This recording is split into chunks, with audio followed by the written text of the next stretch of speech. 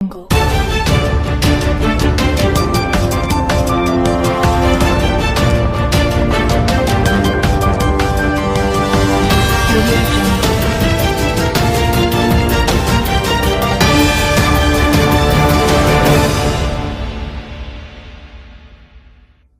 दिल्ली रे प्रबल वर्षा जारी रही निश्चित भाव में गरम एवं आर्द्रतारू आश्वस्ति आनी किंतु यह जातीय राजधानी को एक प्रकार ठप कर केवल सड़क परिवहन प्रभावित होईछि ताहा नुहे विमान यात्रा मध्य गुरुतर भाव में प्रभावित होईछि। अनेक विमान को अन्यत्र स्थानांतर करा जाईछि एवं अन्य गुड़िक विलंब रे उड़ान करुछि। दिल्ली एनसीआर रे प्रबल वर्षा सहित प्रबल पवन होइथिला जहा फल रे अनेक अंचल रे यातायात बाधा प्राप्त होइथिला।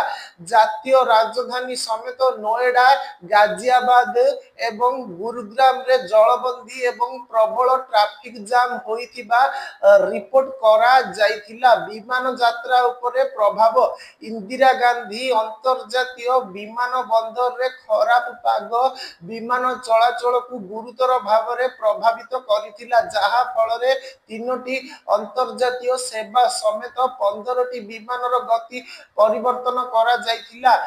12टी विमान जयपुर 2टी चंडीगढ़ एवं गोटे लखनऊ को स्थानांतरित करा जाइथिला। फ्लाइट राडार 24 रु मिलिथिबा तथ्य अनुसार दिल्ली विमान बंदर हाराहारी प्राय 32 मिनिट विलंब अनुभव करिथिला एवं प्राय 262टी विमान खराब पाग द्वारा प्रभावित होइथिला। आईएमडी दिल्ली एनसीआर एवं आखपाख अंचल रे अधिक वर्षा हेबार पूर्वानुमान करिछि। उत्तराखंड ओडिशा एवं तेलंगानार किछि स्थान रे मध्य प्रबल वर्षा हेबार संभावना रहिछि। गुरुग्राम एवं फरीदाबाद पई ऑरेंज अलर्ट आईएमडी गुरुग्राम एवं फरीदाबाद पई ऑरेंज अलर्ट जारी करिछि। प्रबल वर्षा एवं आहुरी बाधा सृष्टि हेबार चेतावनी देइछि।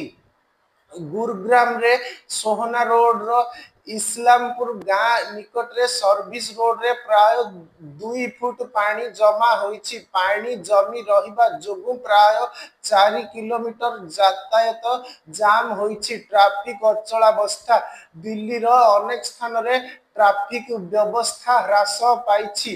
संगम बिहार निकट रे एमबी रोड गुरुतर भाव में प्रभावित होइछि। यात्री माने प्राय गोटे घंटा विलंबर सम्मुखीन होइछन्ति। ट्रैफिक जाम जोगु दिल्ली विमान बंदर साकेत कोर्ट एवं आखपाख कार्यालय को जाउथिबा रास्ता गुड़िक मध्य प्रभावित होइछि। नोएडा रे मध्य प्रबल वर्षा होइछि। हालुका एवं प्रबल वर्षा गरम एवं आर्द्रतारू आश्वस्ति आनिथिले मध्य यह जातीय राजधानी अंचल बासिंदा एवं विमान यात्री मानक पई मध्य गुरुतर असुविधा सृष्टि करिछि।